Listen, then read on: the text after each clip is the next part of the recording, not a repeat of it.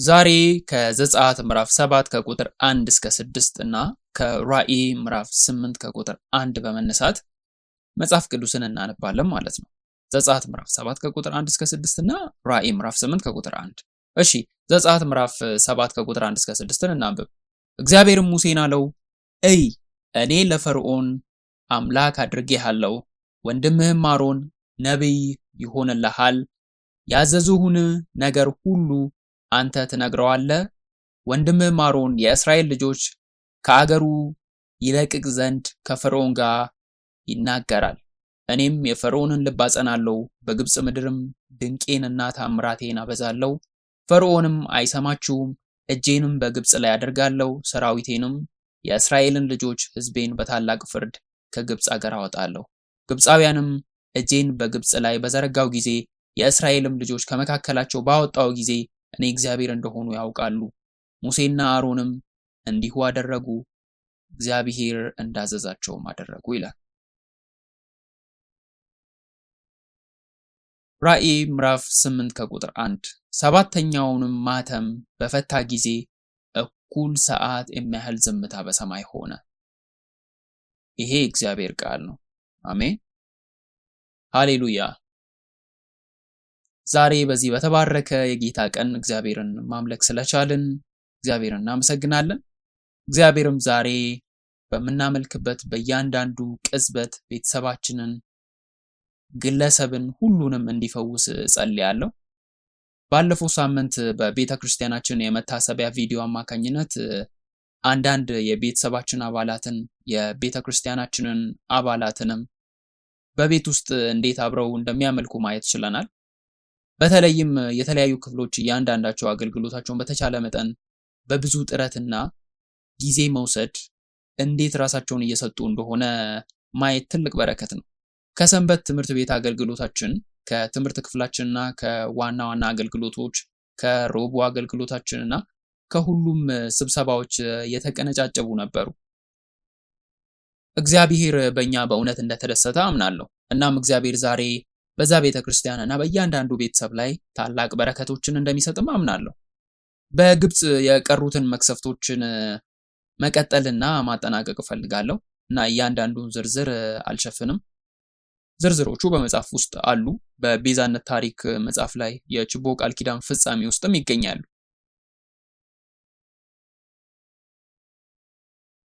ከመጀመሪያው ቅስቀሳ ጀምሮ ዘጸአት እስከ ምድረ በዳው ጉዞ ድረስ የመሳሰሉትን ቀኖች እንኳን ስሌቶች እንዳሏቸው እናውቃለን። ነገር ግን ዛሬ ከአራተኛው እስከ 10ኛው የቀሩትን መቅሰፍቶች በፍጥነት ለመሸፈን እንሞክራለን። እናም በቅርብ ጊዜ ውስጥ በራእይ ላይ በተሰጡ ፍርዶች ላይ በሰባቱ መለከቶች እና በሰባቱ ጽዋዎች ላይ የበለጠ ትኩረት ማድረግ እንደምንችል ተስፋ አድርጋለሁ። እናም አብዛኛዎቹ እነዚህ መቅሰፍቶች በእነዚህ ፍርዶች ውስጥ የተከሰቱና የተደጋገሙ መሆናቸውን እናገኛለን። ስለዚህ የተወሰነ ጊዜ ማሳለፍ እንደምንችል ተስፋ አድርጋለሁ። ለመጨረሻ ጊዜ ስለ መጀመሪያዎቹ 3 መቅሰፍቶች አጥንተናል። የመጀመሪያው መቅሰፍት የአባይን ውሃ ወደ ደም መለወጥ ነው። የኃጢአትን ደሞዝ የሚያስታውሰን ነው። ሙስና እስከ መሰረታዊ ነገሮች የህይወት ምንጭ ድረስ እንዴት እንደደረሰ የሚያመላክት ነው። እናም ከዚያ ሁለተኛው መቅሰፍት ጓጉንቸር ወይም ደግሞ እንቁራሪት ብለን የምንጠራው ነው። በራእይ ውስጥ ከዘንዶ አፍ፣ ከአውሬው አፍና ከሐሰተኛው ነቢይ አፍ የሚወጡ ርኩሳን መናፍስትን ከዚህ ጋር እንደሚያያዙ እንደ ጓጉንቸር እንደሆኑም አይተናል። እነዚህ ጓጉንቸሮች በመጨረሻው ዘመን የዲያብሎስ የሴጣን የዘንዶ መናፍስት ርኩሳን መናፍስትን እንደሚያመለክቱም አይተናል። እናም የግብፅን ህዝብ የዛሬውን የዓለም ህዝብ የአልጋና የምግብ ግድግዳ ሳህኖች እንደሚነክሱ ነበር የተመለከትነው። እናም በራእይ ዘመን መጨረሻው ላይ ከሚታዩ የአራዊት ተጽዕኖዎችና ፍልስፍናዎች ጋር ይዛመዳል። በተለይም በራእይ ምዕራፍ 13 ላይ የአውሬው ምልክት የሚሰጠው አውሬው ነው። ይህንን የህዝቡ ፍልስፍናዎች፣ ትምህርቶችንና እምነቶች ዛሬም ሰዎች የሚነኩ የአኗኗር መንገዶች ጭምር እንደሚያመለክት አስረድቻለሁ። እነዚህ ርኩሳን መናፍስት ከአውሬው አፍ ይወጣሉ። እናም በዘፍጥረት ውስጥ ከአውሬው ከእባቡ አፍ ምንድን ነበር የወጣው? አውሬው የተሳሳተ ትምህርት፣ የተሳሳተ እውነት፣ እንደ እውነት የሚመስለውን ግን ሐሰት የሆነውን ነገር ሰጥተዋል። ለዚህ ነው በመጨረሻ እንኳን ሐሰተኛ ነቢያት የሚባሉት። ነቢያት ከእግዚአብሔር ጋር እውነትን መናገር ይጠበቅባቸዋል። ግን ውሸተኞች ከሆኑ ሐሰተኛ ነቢያት ይሆናሉ። እባቡም ያንን ቃል ሰጠ። በዚህም ቃል አእምሮውን፣ ነፍሱንና መንፈሱን አንድ ላይ ነበር ያቀበለው። ሰውም ያንን ቃል ተቀበለ። አዳምና ሔዋን ያንን ቃል ተቀበሉ፣ እናስታውሳለን። ተግባራቸውም ታዛዥነት ይባላል። የእሱን ቃል መስማትና መከተል።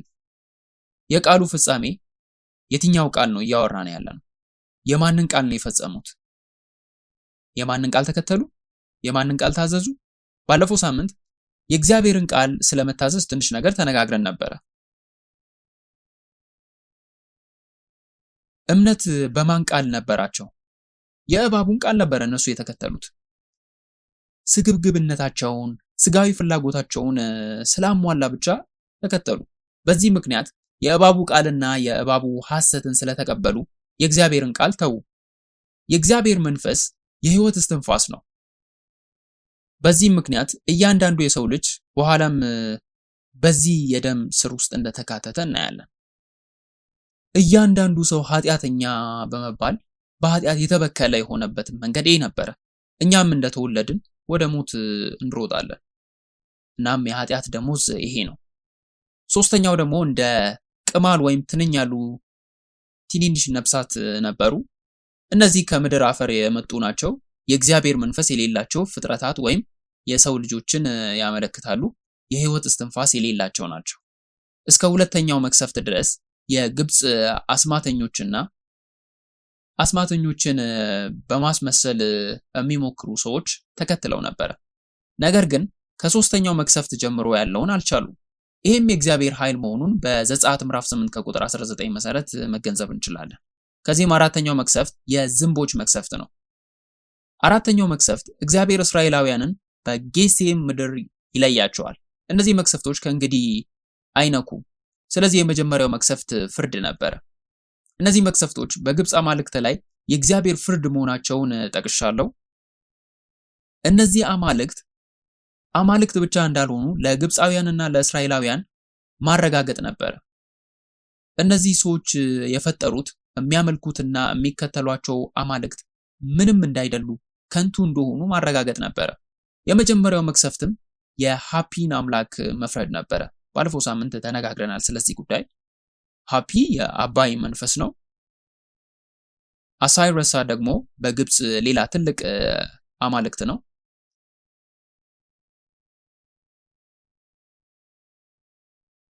እናም አባይ የደም ስር እንደሆነ ያምኑ ነበር። እናም የሚያምኑት ጓጉንቸሮች ከአባይ ወጥተው ነበረ። ስለዚህ ከሃፒ አምላክ ጋር በተያያዘ ሄኬት የሚባል ሌላ አምላክም አለ። ሁለቱም ከመራባት ጋር የተያያዙ ናቸው። ከዚያም ሶስተኛው መቅሰፍት የግብፅ የምድር አምላክ ሴብ የተባለው የግብፅን አምላክ መፍረድ ነበረ። እናም ይሄ አራተኛው መቅሰፍት የዝንቦች መቅሰፍት ነው። ዘጸአት ምዕራፍ 8 ከቁጥር 20 እስከ 32። ግብፃውያን የግብፅ የዝንብ አምላክ የሆነውን ኡአቺት የተባለውን አምላክ አመለኩ። እናም ይሄ የዝንብ አምላክና በአዲስ ኪዳን ኢየሱስ ቢኤልዜቡል ብሎ ጠቅሷል። እናም ቢኤልዜቡል እንደ መጀመሪያው ቋንቋ ትርጉሞችም የዝንቦች አምላክ ወይም ንጉስ እንደማለት ነው። እናም ስለ ዲያብሎስ እየተናገረ ነበር። ስለዚህ ዝንቦች የዲያብሎስን መንፈስ ይወክላሉ። እናም በመንጋ ነው የሚመጡት። እነዚህ ዝንቦች ትናንሽ የፍራፍሬ ዝንቦች ብቻ አይደሉም። በመንጋ ሲመጡ ሊጎዱ የሚችሉ ትላልቅ የቆሻሻ ዝንቦች ናቸው። ዝንቦች እንደ ፍግ፣ እበት ወይም የሚበሰብስ ምግብ የበሰበሰው ምግብም ካለ ቆሻሻ ነገሮችን እየመጡ የሚቀበሉ ናቸው። በዕብራይስጥ ቃል በቃል ድብልቅ ማለት ሲሆን ከተደባለቀ ሕዝብ የሚለው ቃል ጋር ተመሳሳይ ነው። እስራኤላውያን ከግብፅ ሲወጡ በመካከላቸው የተደባለቀ ሕዝብ እንደነበረ እናስታውሳለን። እነሱም ማጉረምረምንና ቅሬታን ያነሱ ነበረ ይላል። የግብፅም ምግብ ምን ያህል ጥሩ እንደነበረ አስታወሳቸው። የተደባለቀ ሕዝብ ረባሽ ሕዝብ ወደ መሆን ያመጣል። እነዚህ መንጋዎች የተገነቡት እንደ አንዳንድ ምሁራን ዝንቦችን ብቻ ሳይሆን የተለያዩ ነፍሳትም ጭምር ነው ይላሉ። እንደዚህ የተባሉበት ምክንያት የዝንቦች መንጋዎችም ስለነበሩ ነው። እንደ መዝሙር 78 ከቁጥር 45 ገለጻ የመብላትን ስራ ሰርተዋል። ስለዚህ የሚያግረመርሙትና እነዚህ የተደባለቀ ህዝብ እያለን የምንጠራውን እያሰብን ነው። በመካከላችን የተደባለቀ ህዝብ አለ ማለት በተለይም በልባችን ውስጥ ማጉረምረም አለ ማለት ከዚህ ጋር በቀጥታ የተያያዘ እንደሆነ ማሰብ ያስፈልጋል። የማልወዳቸውን ነገሮች መለየት መጀመር፣ ከልባችን የሚወጣውን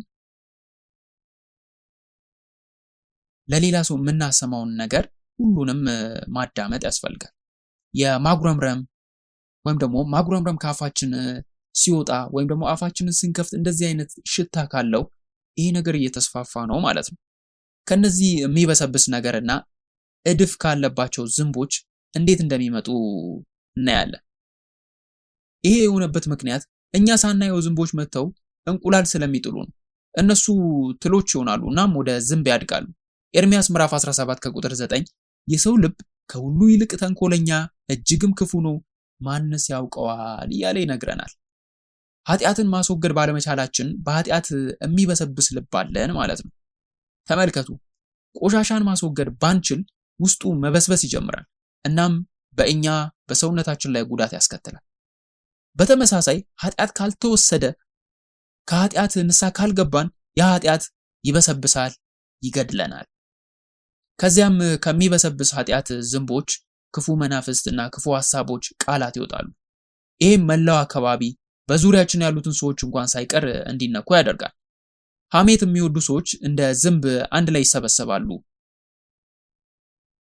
ይህንን ታውቃላችሁ ብዬ አስባለሁ። የእበት ሽታ ወይም የበሰበሰ ምግብ ሽታ ሲኖር ወደዚያ ሄደው መክሰስ ይጀምራሉ። እንቁላል መጣል ይጀምራሉ። ኃጢአትም እኮ የሚስፋፋው በዚህ መንገድ ነው። ኢየሱስ በማቴዎስ ምዕራፍ 13 ቁጥር 24 እና በሚቀጥሉት ምሳሌዎች ላይ ተናግሯል።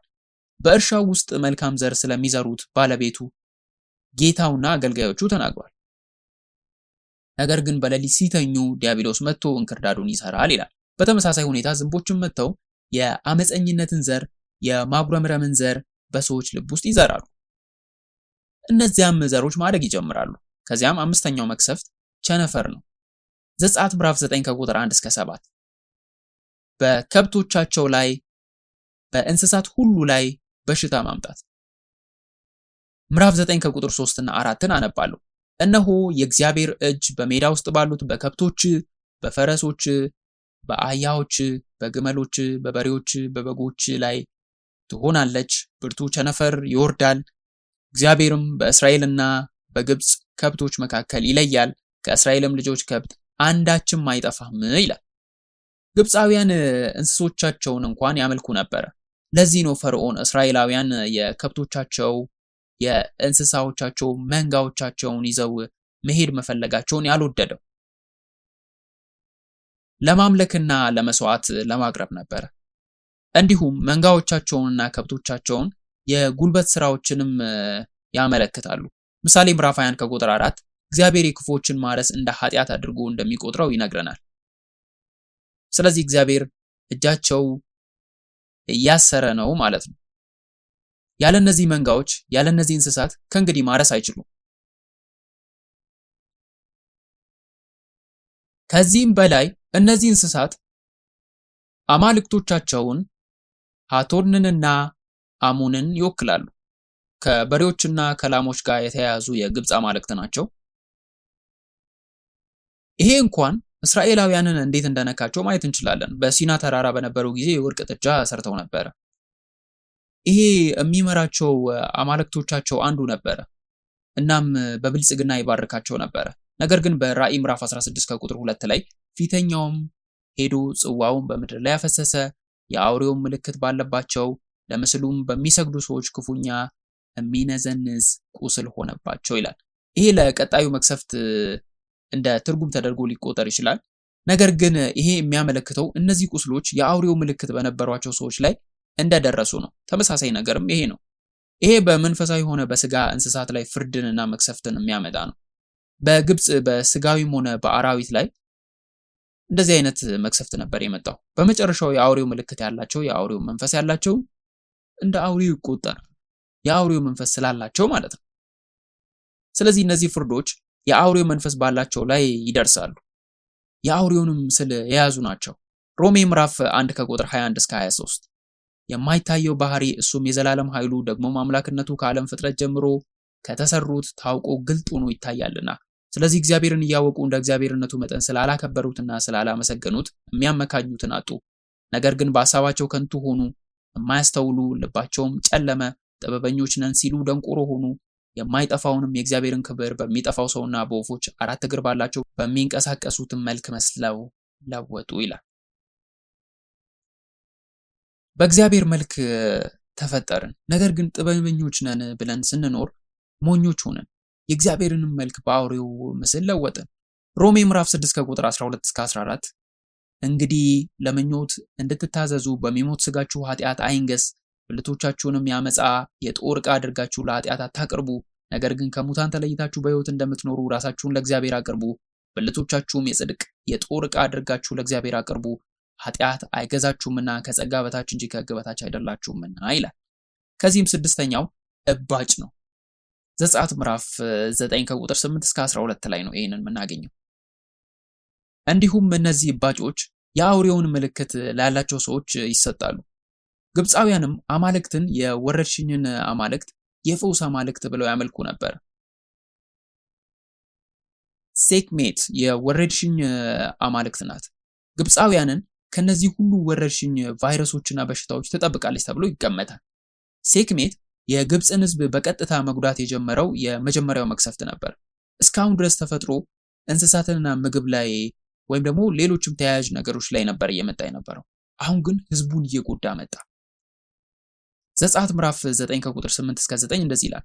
እግዚአብሔርም ሙሴንና አሮንን እጃችሁን ሞልታችሁ ከምድጃ አመድ ውሰዱ፣ ሙሴም በፈርዖን ፊት ወደ ሰማይ ይበትነው፣ እሱም በግብፅ አገር ሁሉ ትቢያ ይሆናል፣ በግብፅም አገር ሁሉ በሰውና በእንስሳት ላይ ሻህኝ የሚያመጣ ቁስል ይሆናል አላቸው። ይሄ ምድጃ ምን አይነት ምድጃ ነው? አንዳንድ ምሁራን ይሄ ምድጃ እንስሳትንና አንዳንዴም ሰዎችን ለመስዋዕት የሚያውሉበት ነበረ ይላሉ። ይሄም የተደረገው ካህናት ቲፎን ወይም ደግሞ ቴፎን ለሚባለው አምላካቸው መስዋዕት ለማቅረብ ነበረ። ይህንን አምላክ ለማስታረቅ እነዚህ ሁሉ መቅሰፍቶች እንዲያቆሙ ለማድረግ ነበረ። እነዚህ ካህናት ከእቶን ውስጥ ጥቀርሻ እየወሰዱ ወደ ሰማይ እየጣሉ ይሄ አምላክ ቲፎን መቅሰፍቶቹን እንዲያቆም እየጠየቁት ነበረ የሚል አባባል አለ። እግዚአብሔርም አሮንና ሙሴን ተመሳሳይ ነገር እንዲያደርጉ ተጨማሪ መቅሰፍቶችን እንዲያመጡና በዚያ ጊዜ ደግሞ የበለጠ ከባድ እንዲሆን ነገራቸው። እነዚህ እባጮች በሰውነት ላይ የሚፈጠሩ በሽታዎች ሲሆኑ በሰውነት ውስጥ እብጠት የሚያስከትሉ ናቸው። እንዲሁም ስለ ወረርሽኝ ቫይረሶችም ይናገራል። ቀጣዩ በረዶ ነው። ዘጸአት ምዕራፍ 9 ከቁጥር 13 እስከ 35 ይሄ የበለጠ ከባድ ነው። ዘጸአት ምዕራፍ 9 ከቁጥር 18 ላይ እንደዚህ ይላል።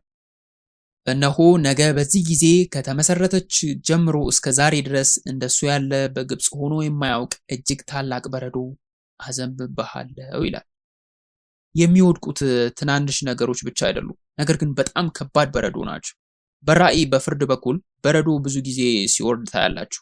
ራእይ ምዕራፍ 8 ከቁጥር 7 ላይ ፊተኛው መልአክ ነፋ፣ ደምም የተቀላቀለበት በረዶና እሳት ሆነ፣ ወደ ምድርም ተጣለ፣ የምድርም ሲሶ ተቃጠለ፣ የዛፎችንም ሲሶ ተቃጠለ፣ የለመለመም ሳር ሁሉ ተቃጠለ ይላል። በራእይ ምዕራፍ 16 ከቁጥር 21 ላይ በሚዛንም 1 ታላንት የሚያህል ታላቅ በረዶ በሰዎች ላይ ከሰማይ ወረደባቸው፣ ሰዎቹንም ከበረዶ መቅሰፍት የተነሳ እግዚአብሔርን ተሳደቡ፣ መቅሰፍቱም እጅግ ታላቅ ነውና 1 ታላንት 3 ፈረሱላ የሚያህል ነበረ ይላል። 1 ታላንት ወደ 50 ኪሎ ግራም ያህል ነው። ከሰማይ የሚወርደው ፍጥነትን አስቡት። 50 ኪሎ ግራም በረዶ ከሰማይ ሲወርድ አስቡ። አንድ ብቻ ሳይሆን እንደ ዝናብ እየወደቀና እየደበደበ ነው። በራእይ ላይ ሰዎችን እየመታ እንደሆነ ይናገራል። ይሄ ነገር አንድን ሰው ሲመታ አስቡት። የዚያ ሰው ዱካ እንኳን አይቀርም። በዙሪያ ያሉ ነገሮች እንኳን እንደ ቦምብ እንደሚወድቅበት ሰው ይጠፋል። ይህም መቅሰፍት ነው። የግብፅን የሰማይ አምላክ የሚሉትን እነሱ እንደዚያ ብለው የሚያመልኩትን ለመፍረድ ነበር። እናም አይሲስ እና ሴት የተባሉ የግብፅ የግብርና አማልክት ነበሩ። ይሄ የፈርዖን ልብን ሊለውጥ ተቃርቧል። ነገር ግን መልሶም ወደ መደንደን የመጣው ልቡ እንደገናም ደነደነ። አሁን እነዚህ ሰዎች እንስሳትን፣ ሰብሎችን፣ እርሻዎችን ሁሉ እየጎዳ እንዳለ ያውቃሉ። ቤቶቻቸውና ህንፃዎቻቸውን ሁሉ ነገራቸውን እያወደመባቸው እንደሆነ ያውቃሉ። ከዚያም የሚቀጥለው መቅሰፍት አንበጣዎች ናቸው። ዘጸአት ምዕራፍ 10 ከቁጥር 1 እስከ 20። እናም ይሄ የአንበጣ መቅሰፍት እስካሁን ከተከሰቱት መቅሰፍቶች ሁሉ ጋር ተመሳሳይ ነው። ሁሉንም ነገር እያጠፋ ብቻ ሳይሆን ሁሉንም ነገር እየበላ ነው። ይሄ የአንበጣ መንጋ ካለፈ በኋላ ምንም የቀረ ነገር የለም። ሁሉም ነገር ይጠፋል። ስነ ምህዳሩ ይወድማል። እርሻው ሙሉ በሙሉ ይወድማል። ይህም ኢኮኖሚውን፣ ምግቡን፣ ህይወቱን ብቻ ሳይሆን ሁሉም ነገር ይነካል። ይህም ዛሬ በተለያዩ የዓለም ክፍሎች እየተከናወነ መሆኑን እናያለን። ይህም አንበጣ በራእይ ላይ ይታያል። ራእይ ምዕራፍ 9 ከቁጥር 1 እስከ 3 አምስተኛውም መልአክ ነፋ፣ ከሰማይ ወደ ምድር ወድቆ የነበረ ኮከብ አየሁ። የጥልቁም ጉድጓድ መክፈቻ ተሰጠው፣ የጥልቁንም ጉድጓድ ከፈተው። ጢስም ከታላቅ እቶን እንደሚወጣ ጢስ ሆኖ ከጉድጓድ ወጣ። ፀሐይና አየርም በጉድጓድ ጢስ ጨለሙ። ከጢሱም አንበጣዎች ወደ ምድር ወጡ። የምድርንም ጊንጦች ስልጣን እንዳላቸው ስልጣን ተሰጣቸው ይላል። የምድርንም ሳር አረንጓዴውም ነገር ዛፎችን እንዳይጎዱ ተነገራቸው። የእግዚአብሔር ማተብ በግንባራቸው ላይ የሌላቸው ሰዎችን ብቻ ነው የሚነኩት። 5 ወር እንዲያሰቃዩአቸው እንጂ እንዲገድሏቸው አልተፈቀደላቸውም። እነዚህ ሰዎች መሞትን ይመርጣሉ፣ ነገር ግን ሊሞቱ አይችሉም። በዚህ ምድር ላይ የሲኦል ጣዕም ነው። እነዚህ አንበጣዎች በላያቸው ንጉስ አላቸው። የጥልቁ መልአክ ነው ንጉሳቸው። ስሙ በዕብራይስጥ አብዶን ይባላል፣ በግሪክ ደግሞ አፓሊዮን ይባላል። ይሄ መቅሰፍትም ሴራፒያ ወይም ቴራፒያ የሚባለው ከአንበጣ የሚጠብቅ የግብፅ አምላክ ላይ ፍርድ ማምጣት ነበረ። 9ኛው ጨለማ ነው። ዘጸአት ምዕራፍ 10 ከቁጥር 21 እስከ 29። ይሄ መቅሰፍት በተለይ ለግብፃውያን ታላቅ ድንጋጤና አስፈሪ የነበረ ነበር። በዚያን ጊዜ ግብፃውያን በጣም የሚፈሩት ትርምስም የተፈጠረበት ጨለማ ነበረ። የሚገርመው እግዚአብሔር ያመጣባቸውን በትክክል እያዩ ነበረ። ዘፍጥረት ምዕራፍ 1 ከቁጥር 2ን አስታውሱ። ቅርጽ አልባነት፣ ባዶነትና ጨለማ። ያ ቅርጽ አልባነት ትርምስ ነው። እግዚአብሔር በፍጥረት አማካኝነት ሁሉንም ነገር ወደ ስርዓት አምጥቷል። በመጽሐፍ ቅዱስ ውስጥ ፍርድ የተገላቢጦሽ ስራ ነው። የእግዚአብሔርን የስርዓት ስራ ማፍረስ ነው። የእግዚአብሔርን የፍጥረትና የቤዛነት ስራ ማፍረስ ነው። ስለዚህ በእግዚአብሔር ፊት መልካም ያልሆኑት እየጠፉ ይሄዳሉ ማለት ነው። እግዚአብሔር ወደ ትርምስ፣ ረብሻና ጨለማ እያስገባቸው ነው የሚሄዱት። የሱን ስራ ላይ ተቃርኖ የሚመጣ የትኛውንም አካል በግብፅ ውስጥ እየተከናወነ ያለው የምናየውም ይሄንኑ ነው። ስለዚህ በመጨረሻው ዘመን ቢሆን ፍርዱ የእግዚአብሔር ጥበቃን እያፈረሰ ነው ማለት ነው። ለክፎች የእግዚአብሔር የቤዛነት ስራ ማፍረስ ጥሩ ነገር ይመስላቸዋል። በሌላ አነጋገር እግዚአብሔር ጥበቃውን ከነሱ እያራቀ ይሄዳል ማለት ነው። የእግዚአብሔር ጥበቃ አንዴ ከተሰጠ ወይም ደግሞ ከኛ ላይ ከተወሰደ ሰይጣን እስከ መጨረሻው ማጥቃት ይጀምራል። እናም ተጋላጭ እንሆናለን ማለት ነው። ስለዚህ እኔና እናንተ ያንን ማናደርግ በእግዚአብሔር በክንፎቹ ጥላ ስር የተሸፈንን እንድንሆን እግዚአብሔርን እንድንይዝ ጸልያለሁ። የኖህ መርከብ ሲሰራ እግዚአብሔር በመርከቧ ውስጥ ሆነ ውጭ ካለው ቅጥሯን በላዩ ላይ እንዲያስቀምጡ ይናገራል። ከዛፉ ላይ የሚገኘው ጭማቂ ከሕይወት ዛፍ የሚወጣውን ደም ያመለክታል። እሱም ኢየሱስ ክርስቶስ ነው። በኢየሱስ ክርስቶስ ደም እንሸፈን። የኢየሱስ ክርስቶስ ደም የማስተሰሪያ ደም ነው፣ የቤዛነትም ደም ነው። ይህ የምንጠበቅበት ብቸኛው መንገድ ነው። ኢየሱስ እኔ የዓለም ብርሃን ነኝ ይላል። እኔ በዚህ ዓለም ሳለሁ ብርሃን እሆናለሁ ለእናንተ ቀንም ይሆንላችኋል ይላል። መስራት የማትችሉበት ሌሊት ይመጣል። ኢየሱስ በዮሐንስ ምዕራፍ 6 ከቁጥር 27 እስከ 29 ላይ እንደተናገረው ትልቁ መስራት ያለብን ስራ በሱ ማመን እንደሆነ ይናገራል። መጨረስ የሚያስፈልገን ስራችን በሱ በማመን መጨረስ አለብን። መዳናችንን ማረጋገጥ እንድንችል ማለት ነው። ወደ መንግስተ ሰማያት መግባትን እርግጠኞች እንድንሆን ማለት ነው። ዮሐንስ ወንጌል ምዕራፍ 9 ከቁጥር 4 እስከ 5 እሱ ነው የሚናገረው። ዮሐንስ ወንጌል ምዕራፍ 1 ከቁጥር 4 እስከ 5 ደግሞ ቃሉ የሰው ልጆች ብርሃን እንደሆነ ይናገራል። ዮሐንስ ወንጌል ምዕራፍ 12 ከቁጥር 35 እስከ 36 ደግሞ ከዚህ ጋር ተያይዞ ያለውን ሐሳብም ይገልጻል። አንደኛ ተሰሎንቄ ምዕራፍ 5 ከቁጥር 4 እስከ 6 በጨለማ ውስጥ እንዳልሆነን ይነግረናል። ያ ጨለማ አያሸንፈንም፣ እኛንም አይነካንም ይላል። ምክንያቱም የሌሊት ወይም የጨለማ የሚባል እኛ ጋር ስለማይሰራ ማለት ነው። ኤፌሶን ምዕራፍ 4 ከቁጥር 18 ደግሞ እነሱ ባለማወቃቸው ጠንቅ በልባቸው ደንዳናነት ጠንቅ ልቦናቸው ጨለመ፣ ከእግዚአብሔርም ሕይወት ራቁ ይላል። ያንን የልብ ድንዛዜ እንዳይኖረን እንጸልያለን። ይህንን የእግዚአብሔር መልአክ ከመጽሐፍ ቅዱስ ውስጥ ችላ እንዳንል ይነግረናል። ኢየሱስ የብርሃን ምንጭና የሕይወት ምንጭ እንደሆነም ይናገራል። የሐዋርያት ሥራ ምዕራፍ 26 ከቁጥር 18 ላይ የኃጢአትን ስርየት በእኔም በማመን በተቀደሱት መካከል ርስትን ያገኙ ዘንድ ከጨለማ ወደ ብርሃን ከሰይጣንም ስልጣን ወደ እግዚአብሔር ዘወር እንዲሉ ዓይናቸውን ትከፍት ዘንድ ከሕዝቡና ወደ እነሱ ከምልክ ከአሕዛብ አድንሃለሁ ይላል። በመስቀል ላይ በማቴዎስ ወንጌል ምዕራፍ 27 ከቁጥር 45 መሰረት ኢየሱስ ወደ ጨለማ ወረደ። በጨለማ ውስጥ ያሉትን ለማዳን ማለት ነው። በዕብራይስጥ ጨለማ በግሪከኛ ትርጉም ውስጥ ገደል የሚለውን ሐሳብ ይገልጻል። አንበጣዎች ከጥልቁ እንደሚወጡ አስታውሱ። ጨለማ ከጥልቁ እንደሚወጣ አስታውሱ። ይሄ ጨለማ እኛን አይነካንም።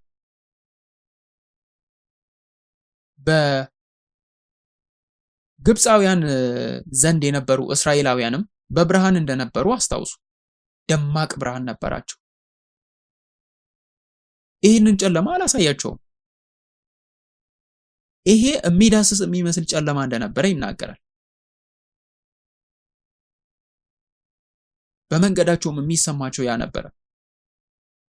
ልክ እውር እንደሚያደርገው ነው የሚሆኑት።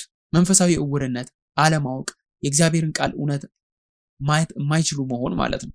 የእግዚአብሔርን ቃል የተቃወሙትና ችላ የሚሉት ሰዎች ላይ ይሄ ነገር ነው የሚደርሰው። ይሄ መቅሰፍት ከተሰጣቸው በኋላ ማየት ቢፈልጉ እንኳን ዘግይተዋል። ካሁን በኋላ አይችሉም። ለዚህ ነው የተሰጠንን እድል መጠቀም ያለብን። ይሄን መቅሰፍት ለግብፃውያን በተለይም አስፈሪ እንደነበረ እናውቃለን። ምክንያቱም ካመኑባቸው ታላላቅ አማልክት አንዱ ራ የተባለው የፀሐይ አምላክ ነበረ። እግዚአብሔርም የፀሐይ አምላክ ብርሃንን መስጠት እንደማይችል እየነገራቸው ነው። በራእይ ፀሐይ፣ ጨረቃና ከዋክብት ብርሃናቸውን ያጣሉ ይላል። ፀሐይ ማን ናት? የብርሃን ምንጭ ማን ነው? እስኪ ይህንን ራሳችንን እንጠይቅ። በራእይ ምዕራፍ 22 ላይ በአዲሱ ኢየሩሳሌም በአዲሱ ሰማይና ምድር ፀሐይ፣ ጨረቃ ወይም ከዋክብት አያስፈልጉም። ምክንያቱም ኢየሱስ ብርሃናችን ነው። ብርሃን የሚመጣው ከኢየሱስ ነው። እግዚአብሔር በመጀመሪያ ቀን የፈጠረው ብርሃን ነበረ። ያ ብርሃን ያለማቋረጥ እዚያ ነበረ። ከፀሐይም የበለጠ ብሩህ ነው። ከዚህም የመጨረሻው መቅሰፍት ስለ መጨረሻው መቅሰፍት ልዩ የሆነ ነገር አለ። ይሄም የበኩር ልጅ ሞት ነው። ዘጸአት ምዕራፍ 11 እግዚአብሔር አሮንን ወይም ሙሴን ወይም በትራቸውን አልተጠቀመም። እግዚአብሔር ራሱ አደረገው። ይሄ መቅሰፍት የመጨረሻው መደምደሚያ በግብፃውያን ላይ የደረሰው የመጨረሻው መቅሰፍት ነው። ይሄም የኢየሱስን መስቀል ይገልጣልና ይተነብያል። የማስተሰሪያ ስራ የማዳን ስራንም የሚያመለክት ነው። በተመሳሳይ ጊዜ እግዚአብሔር የበኩር ልጆቹን ይመልሳል። ሰይጣን አዳምና ሔዋንን በማታለል የወሰደውን ይመልሳል። በዚህም ላይ ልጆቹን እስራኤላውያንን ይመልሳል። ዘጸአት ምዕራፍ 4 ከቁጥር 22 ላይ እስራኤል ልጄ ነው፣ የበኩር ልጄ ነው ይላል እግዚአብሔር። የሰይጣንን በኩሮች በመምታት መልሶ እያመጣቸው እንደሆነ እግዚአብሔር እየገለጸ ነው። ፈርዖን ሰይጣንን እንደሚወክል አስታውሱ። ዘጸአት ምዕራፍ 11 ከቁጥር 4 እስከ 5 እንደዚህ ይላል። ሙሴም አለ እግዚአብሔር እንዲህ ይላል፣ በእኩለ ሌሊት እኔ በግብፅ መካከል እመጣለሁ። በግብፅም ሀገር ያለ በኩር ሁሉ በዙፋኑም የሚቀመጠው ከፈርዖን በኩር ጀምሮ በወፍጮ እግር እስካለችው እስከ ባሪያይቱ በኩር ድረስ የከብቱንም በኩር ሁሉ ይሞታል አለ። በሮሜ ምዕራፍ 8 ከቁጥር 19 እስከ 23 ላይ የፍጥረት ናፍቆት የእግዚአብሔርን ልጆች መገለጥ ይጠባበቃልና ፍጥረት ለከንቱነት ተገዝቷልና በተስፋ ስላስገዛው ነው እንጂ በፈቃዱ አይደለም። ተስፋውም ፍጥረት ራሱ ደግሞ ከጥፋት ባርነት ነፃ ወጥቶ ለእግዚአብሔር ልጆች ወደ መሆን ክብር ነፃነት እንዲደርስ ነው። ፍጥረት ሁሉ እስካሁን ድረስ አብሮ በመቃተትና በምጥ መኖሩን እናውቃለንና እርሱም ብቻ አይደለም፣ ነገር ግን የመንፈስ በኩራት ያለን ራሳችን ደግሞ የሰውነታችን ቤዛ የሆነውን ልጅነት እየተጠባበቅን ራሳችንን በውስጣችን እንቃትታለን ይላል። ስለዚህ እኔና እናንተ በዚህ ዓለም ሁሉ ስንኖር መላው ፍጥረት በጉጉት የሚጠባበቁት እነዚህ የእግዚአብሔር መንፈሳዊ ልጆች እንድንሆን ጸልያለሁ። እንደ መደምደሚያው የእስራኤላውያን ወደ ከነዓን ምድር ከገቡ በኋላ እግዚአብሔር በረከቶችንና እርግማኖችን ይሰጣል። ይዘቱም አንድ ነው። እነዚህ በረከቶች ይሆናሉ፣ እነዚህም ደግሞ እርግማኖች ይሆናሉ ይላል። እርግማኖቹ ለግብጽ ከተሰጡት መቅሰፍቶች ጋር በጣም ተመሳሳይነት አላቸው። እነዚህ መቅሰፍቶች ለግብፃውያን ብቻ የተወሰኑ አይደሉም። ነገር ግን እነዚህ እርግማኖች ለሌሎችም ይሰራሉ። እነዚህ እርግማኖች ለሚቀበሉት እርግማን ሆኖ ይቀጥላሉ። ታዲያ እነዚህ እርግማኖች ለማን ነው በቀጥታ የሚደርሱት? የእግዚአብሔርን ቃል ለሚጠብቁና እንደ ሕዝቡ እንደ እግዚአብሔር ልጆች ለሚቀሩት በረከቶቹ እንደሚሰጡ ሁሉ የእግዚአብሔርን ቃል ለሚቃወሙ ሰዎች እርግማኖች ይሰጣሉ ማለት ነው። ከኤደን ገነት ጀምሮ እስከ ዛሬ ድረስ ተመሳሳይ ነገር እየመጣ ነው። የእግዚአብሔርን ቃል የሚጠብቁና እንደ እግዚአብሔር ሕዝብ እንደ እግዚአብሔር ልጆች የሚቆዩ ይባረካሉ። የእግዚአብሔርን ቃል የሚቃወሙና የዲያብሎስ ልጆች የሚሆኑ ሁሉ ተመሳሳይ መቅሰፍቶችና ፍርዶችን ይቀበላሉ ማለት ነው። ይህ እስከ ዛሬ ድረስ እስከ ራእይ ድረስ ይቀጥላል። ይህም በዘዳግም ምዕራፍ 28 ላይ ተጽፏል። ቁጥር 1 እስከ 4 ስለ በረከቶች፣ ቁጥር 15 እስከ 45 ስለ እርግማኖች ነው። ስለዚህ እናወዳደር። የመጀመሪያው መቅሰፍት ደም፣ ውሃ ላይ መፍረድ ነው። ዘዳግም ምዕራፍ 28 ከቁጥር 22 እግዚአብሔር በመቅሰፍት በትኩሳት በእብጠት በእሳት ትኩሳት ይመታሃል ይላል። እንዲሁም እርግማኑ በውሃ ላይ ይሆናል ይላል። ሁለተኛው መቅሰፍት ጓጉንቸር ወይም ደግሞ እንቁራሪቶች ነበሩ። ዘዳግም ምዕራፍ 28 ከቁጥር 17 ላይ ቅርጫት የቡቃያ ሳህን የተረገመ ይሁን ይላል። እንቁራሪቶቹ ወደ ቡቃያ ጉድጓዳማ ሳህኖች ገብተው እንደነበረ ታስታውሳላችሁ አይደል? በግብጽ ላይ ሲመጡ ተመሳሳይ ነገር በዘዳግም ምዕራፍ 28 ከቁጥር 17 ላይ የተገለጠ ነው። ሶስተኛው መቅሰፍት ትንኝ ነው ወይም ደግሞ ቅማል ነው። ዘዳግም ምዕራፍ 28 ከቁጥር 24 ላይ ደግሞ ካየን እግዚአብሔር የምድርን ዝናብ ዱቄትና አቧራ ያደርገዋል ይላል። አቧራው ወደ ትንኝ እንደተለወጠ አስታውሱ። ሙሴን አቧራውን ምታ ሲለው ወደዛ ትንኝ እንደተለወጠ አስታውሱ። እዚህ ጋር ደግሞ ተመሳሳይ ነገር እያያችሁ ነው። አራተኛው መቅሰፍት ዝንቦች ነበሩ። ዘዳግም ምዕራፍ 28 ቁጥር 39 ላይ ትል ይበላቸዋል ይላል። ይህም ትል በመዝሙር 78 ከቁጥር 45 ላይ ተተርጉሟል። ያው ቃል እንደ ዝንብ መንጋ ጥቅም ላይ ውሏል። አምስተኛው መቅሰፍት ቸነፈር ነው። ቁጥር 21 እግዚአብሔር ትወርሳት ዘንድ ከምትገባባት ምድር እስኪያጠፋ ድረስ ቸነፈር ይጣበቅብሃል ይላል። ስድስተኛው እባጭ ነው። እዛው ዘዳግም ምዕራፍ 28 ከቁጥር 27 ላይ እግዚአብሔር ፈውስ በሌለው በግብጽ ቁስል በእባጭ በቋቁቻም በችፌም ይመታሃል ይላል። ቁጥር 35 እግዚአብሔር ፈውስ በሌለው በክፉ ቁስል ጉልበትህንና ጭንህን ከእግርህ ጫማ እስከ አናት ድረስ ይመታሃል ይላል። ሰባተኛው መቅሰፍት በረዶ ነው። ዘዳግም ምዕራፍ 28 ከቁጥር 16 እንደዚህ ይላል፣ በከተማ እርጉም ትሆናለህ፣ በእርሻም እርጉም ትሆናለህ ይላል። እርሻዎች በረዶ ከዘነበባቸው ውሃ አይደለም የሚያገኙት፣ መበላሸትን ነው የሚያገኙት። ቁጥር 18 የሆድህ ፍሬ፣ የምድርህም ፍሬ፣ የላምህም ርቢ፣ የበግህም ርቢ እርጉም ይሆናል ይላል። ከዚያም አንበጣዎች ናቸው። ቁጥር 38 እጅግ ዘር ወደ እርሻ ታወጣለህ፣ አንበጣም ይበላዋልና ጥቂት ትሰበስባለህ ይላል። እደግመዋለሁ፣ እጅግ ዘር ወደ እርሻ ታወጣለህ፣ አንበጣም ይበላዋልና ጥቂት ትሰበስባለህ ይላል። ቁጥር 42 ዛፍህን ሁሉ የምድርንም ፍሬ ኩብኩባ ይወርሰዋል ይላል። ቀጥሎ ጨለማ ነው አይደለ? ቁጥር 29 ላይ ዘዳግም ምዕራፍ 28 ከቁጥር 29 ላይ በቀትርም ጊዜ እውር በጨለማም እንደሚርመሰመስ ትርመሰመሳለህ፣ መንገድም የቀና አይሆንም፣ በዘመንም ሁሉ የተጨነቅ የተዘረፍም ትሆናለህ፣ የሚያድንም የለም ይላል። በመጨረሻም የበኩር ልጅ ነው። 10ኛው መቅሰፍት ነው ይሄ። ዘዳግም ምዕራፍ 28 ከቁጥር 18 የሆድ ፍሬ፣ የምድርም ፍሬ፣ የላምም ርቢ፣ የበግም ርቢ እርጉም ይሆናል ይላል።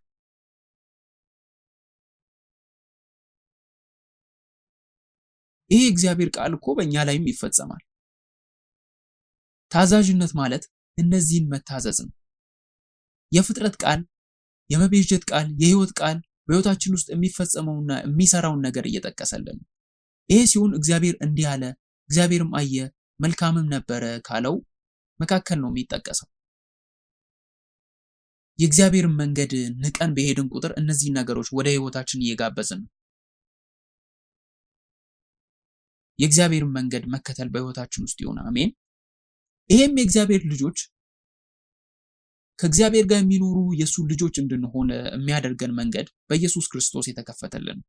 ነገር ግን የእግዚአብሔር ቃል መጥቶ በሌሎች ቃላት፣ በሌሎች ትምህርቶች፣ በሌሎች ሐሳቦች ስግብግብነት ምክንያት ልባችን እየሞላና የእግዚአብሔርን ዙፋን በልባችን እየለቀቅን የእግዚአብሔር ቃል ቢገባና ውስጣችን ቢቀመጥ ባለመምረጥና እሱን እያስወጣን ወደ ውጭ እየጣልን እነዚህን ፍርዶች፣ እነዚህን እርግማኖች ወይም መክሰፍቶች በእኛ ላይ ያመጣን እንሄዳለን። አሁንም እናወዳደር። እነዚህ መክሰፍቶች በራእይ የት እንደሚታዩ እንመልከት። 7ቱ መለከቶች 7ቱ ጽዋዎች ናቸው። የመጀመሪያው መለከት በረዶ ይመጣል። ከዚያም 3ኛው መለከት ውሃ ወደ ደም ተለወጠ ይላል። 4ኛው መለከት ፀሐይ፣ ጨረቃና ከዋክብት ብርሃናቸውን መስጠት አቆሙ፣ ጨለማም ሆኑ ይላል። 5ኛው መለከት የጥልቁ ጉድጓድ፣ እሱም ጨለማ ነው፣ ግን ከዚያ ጨለማ አንበጣ ይወጣል ይላል። ከዚያም 6ኛው መለከት ሞት ነው። 7ኛው መለከት በረዶ ነው። ከዚያም ሳህኖች፣ የመጀመሪያው ጽዋ ሞላ ማለት ነው። 3ኛው ጽዋ ውሃና ደም ነው። 4ኛው ጽዋ ፀሐይ ነው። 5ኛው ጽዋ ጨለማ ነው። 6ኛው ጽዋ እንደ እንቁራሪቶች ወይም ጓጉንቸሮች ያሉ ርኩሳን መናፍስት ናቸው። 7ኛው ዝናብ ነው። ይሄ ገበታ ማየት ከቻላችሁ የሆነ ትይዩ ነገር ማየት ትችላላችሁ። 7 መለከቶችና 7 ጽዋዎች ተመሳሳይ ቦታን ይሸፍናሉ። የመጀመሪያው መለከትና የመጀመሪያው ጽዋ ምድርን ወይም የምድር ፍርድን ያመለክታል። ሁለተኛው መለከትና ሁለተኛው ጽዋ ባህሩን የሚሸፍን ነው። 3ኛው መለከትና 3ኛው ጽዋ ውሃዎች፣ ወንዞችና ምንጮቻቸውን ይሸፍናል። 4ኛው መለከትና 4ኛው ጽዋ ፀሐይና ጨረቃን ከዋክብትን የሚመለከት ነው። 5ኛው መለከትና 5ኛው ጽዋ የዲያብሎስንና የሰይጣንን ምንጭ፣ የክፉ መናፍስት፣ የጥልቁና የአውሬውን ዙፋን የሚያመለክት ነው። 6ኛው መለከትና 6ኛው ጽዋ ጉድጓድ፣ ሰሃን ወይም የኤፍራጥስ ወንዝን የሚያመለክት ነው። 7ኛው መለከትና 7ኛው ጽዋ ደግሞ ጎድጓዳ ሳህኑ ማጠናቀቂያው ነው። ልዩነቱን እና መለከቶቹን የምድርን 1/3 የባህርን 1/3 እንደሆነ ታውቃላችሁ። የውሃ 1/3 እያሉ ይቀጥላሉ። የፍርዱ ጥንካሬና ሙሉነትን እያሳየን ነው። እዚህ ጋር የጽዋ ሳህኖቹን ያጠናቅቃሉ። የተለመደው ነገር እነዚህ የእግዚአብሔር ማተምና የመንፈስ ቅዱስ ማተም በሌላቸው ላይ ይፈሳሉ የሚለው ነው። የአውሬው ምልክት ባላቸው በሁሉም ላይ ማለት ነው። አሁን ደግሞ ራሳችንን እንጠይቅ። እነዚህ ነገሮች የወደፊት ጊዜ ብቻ ናቸው ወይስ እነዚህ ነገሮች በህይወታችን ውስጥ እየተከሰቱ ያሉ ነገሮች ናቸው?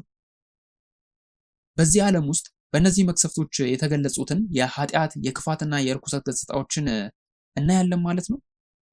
እነዚህ መክሰፍቶች አሁንም እየተከሰቱ ነው ማለት ነው። ከዚያም በምን አይነት ጊዜ ውስጥ እየኖርን ነው ብለን ራሳችንን መጠየቅ አለብን። በራእይ ምዕራፍ 6 ላይ 6ቱ ማተሞች ሲሰበሩ ታያላችሁ። ምዕራፍ 5 ላይ መጽሐፍ ቅዱስ የሚል መጽሐፍ አለ። እሱም በ7 ማተሞች የታተመ ነው። እና ማተም በተሰበረ ቁጥር አንድ ነገር ይከሰታል። የፍጻሜ ዘመን ምልክት፣ አንድ አይነት ክስተትም ይከሰታል። እናም ያ በራእይ ምዕራፍ 6 ላይ ተገልጿል። የመጀመሪያው ማተም ሲሰበር በነጭ ፈረስ ላይ የሚጋልብ ሰው ነው። ነጭ ፈረስ በሁለተኛ መምጣት ጌታ ኢየሱስ በኋላ በነጭ ፈረስ ላይ የሚመጣውን ምስል የሚያሳየን ነው። ግን ይሄ ሐሰተኛው ነቢይ የክርስቶስ ተቃዋሚ ነው። ሁለተኛው በቀይ ፈረስ ላይ የሚመጣው ጦርነትን የሚወክል ነው። ሶስተኛው ጥቁር ፈረስ ላይ የሚመጣ ረሃብን የሚወክል ነው። አራተኛው አመድ ፈረስ ነው፣ ሞትን የሚወክል ነው። ምን ይመስላችኋል? እነዚህ ነገሮች እየተከሰቱ ነው። እነዚህ ነገሮች እስኪከሰቱ ድረስ እየጠበቅን ነው። ጦርነቶች፣ ረሃብ፣ ቸነፈር፣ ሞት፣ እነዚህ የወደፊት ጊዜ ውጥረት ናቸው። እነዚህን ሰምተን የማናውቀው ነገሮች ናቸው። ወደፊት የሚከሰት ነገር ነው። ስለነዚህ እያሰብን ያለነው አንዳንዶቻችን በቀጥታ ስላልነካን ሊሆን ይችላል። ነገር ግን እነዚህ ነገሮች አሁንም እየተከሰቱ ያሉ፣ ወደፊትም እየተከሰቱ የሚቀጥሉ ነገሮች ናቸው። እነዚህም 7ቱ ማተሞች ናቸው። እንደዚህ እያለ ይቀጥላል። 7ኛው ማተም ሲሰበር ወዲያውኑ ወደ 7 መለከቶች ምልክቶቹ ይሄዳል ማለት ነው። 7 መለከቶች በ7ኛው ማተም ውስጥ ያሉትን 7 መለከቶችን ይይዛል። 7ቱ መለከቶች ምድርን፣ ባህርን፣ የውሃ ምንጮችን እየነኩ ይሄዳሉ። እነዚህም መቅሰፍቶችን እያስከተሉ ነው የሚሄዱት። አሁንም እስኪ ራሳችንን እንጠይቅ። እነዚህ ማተሞች በእኛ ዘመን እየተፈጸሙ ነው ያሉት? ኢየሱስ እንደተናገረው ጦርነቶች ይኖራሉ፣ መንግስታትም በአሕዛብ ላይ ይነሳሉ፣ ቸነፈር፣ ሞት ይሆናል፣ ግን ያ ፍጻሜ አይደለም ይላል። እነዚህ የተነጋገርናቸው መቅሰፍቶች በዚህ ዓለም በሕይወታችን ውስጥ በግልጽ እየታዩ ነው። እንግዲህ የእግዚአብሔር ቅዱሳን መጻሕፍት፣ የእግዚአብሔር ሕዝብ ማድረግ ያለብን ቀጣዩ ነገር ምን እንደሆነ ማሰብ አለብን። 7ቱም መለከቶች ከመጀመሩ በፊት ምዕራፍ 8 ቁጥር 1 ላይ 7ኛው ማተም በተፈታ ጊዜ እኩል ሰዓት የሚያህል ዝምታ በሰማይ ሆነ ይላል። በእግዚአብሔርም ፊት ለሚቆሙት 7ቱ መላእክት አየው፣ 7ም መለከት ተሰጣቸው። ሌላም መልአክ መጣና የወርቅ ጥና ይዞ በመሰዊያው አጠገብ ቆመ። በዙፋኑም ፊት ባለው በወርቅ መሰዊያ ላይ ለቅዱሳን ሁሉ ጸሎት እንዲጨምረው ብዙ ዕጣን ተሰጠው። የዕጣኑም ጢስ ከቅዱሳን ጸሎት ጋር ከመልአኩ እጅ በእግዚአብሔር ፊት ወጣ። መልአኩም ጥናውን ይዞ የመሰዊያውን እሳት ሞላበት፣ ወደ ምድርም ጣለው። ነጎድጓድና ድምፅም መብረቅም መናወጥም ሆነ። 7ቱንም መለከት የያዙ 7ቱ መላእክት ሊነፉ ተዘጋጁ ይላል። አጭር ጊዜ አለን። ቃል በቃል ሲተረጎም 30 ደቂቃዎች። ነገር ግን አጭርነቱን የሚያጎላ ምሳሌያዊ የጊዜ ወቅት ነው። የቅዱሳን ጸሎት ለእግዚአብሔር የሚቀርብበት ጊዜ ነው። የዝምታ ጊዜ፣ የአጭር ጊዜ፣ የሰላም ጊዜ፣ የአጭር ጊዜ የእድል ጊዜ አይነት ነው። ምርጫችንን የምናደርግበት ጊዜ ነው። እኛ እንደ እግዚአብሔር አማኞች በእነዚህ ጊዜያት የምንኖር ከሆነ ምን ማድረግ አለብን? ቀጣዩ ምንድን ነው? ነቅተንና ነገሮችን በትኩረት እያየን መኖር አለብን። እናም በጸሎትና በእውነትም መዘጋጀት አለብን። ቃሉን ተቀብለን ከኢየሱስ ክርስቶስ የተሰወረውን መና በመቀበል በእውነት በዚህ ማደግ አለብን። መዳናችንን እያረጋግጥን መሄድ አለብን። በጎሴን መንፈሳዊ ምድር ውስጥ መሆናችን ማለትም ኢየሱስ ክርስቶስ መሆኑን እስራኤላውያን ያኔ ከግብፃውያን መቅሰፍቶች ተጠብቀው የኖሩበት ቦታ ለኛ መከለያው ቦታ ኢየሱስ ክርስቶስ መሆኑን እየተገነዘብን መሄድ አለብን። ወደ ኢየሱስ ክርስቶስ እንምጣ፣ እንጠብቅ ዘንድ ወደ ቃሉ እንግባ። ስለዚህ ተለይተንም እንድንለይ እጸልያለሁ። እንጸልይ። ሰማያዊ አባታችን ንቁና አትኩሮት ያለን እንድንሆን እርዳን። ጸሎታችንንና ንሳችንን እናነሳለን ወደ አንተ። ምድር፣ ባህር፣ ወንዞች፣ ፀሐይ፣ ጨረቃ፣ ከዋክብት እንኳን እንደሚታወቁ አባቶች በቃል ውስጥ መንፈሳዊውን ጎሴንን እንድናገኝ እርዳን። አንተም ኢየሱስ ክርስቶስ አባታችን ሕያው ድንጋይ መሸሸጊያችን ስለሆንክ እናመሰግናለን። ሕዝብ በስርዓት አልባነት በባዶነትና በጨለማ ውስጥ ከመቀመጥ ይልቅ ወደ አንተ መንገድ እንዲመለሱ እንደ እግዚአብሔር መንግስት አብረን ወደ አንተ እንድንጓዝ ብርሃንንም እየተቀበልን በዘላለማዊ ብርሃን መካከል እንድንኖር ሕዝብ እውነተኛውን ሕይወት ተስፋንና መዳንን እንዲያገኙ ወደዚያ እንዲያድጉ እንጸልያለን። ስለ ጸጋ ሁሉ እናመሰግናለን። በኢየሱስ ክርስቶስ ስም እንጸልያለን። አሜን።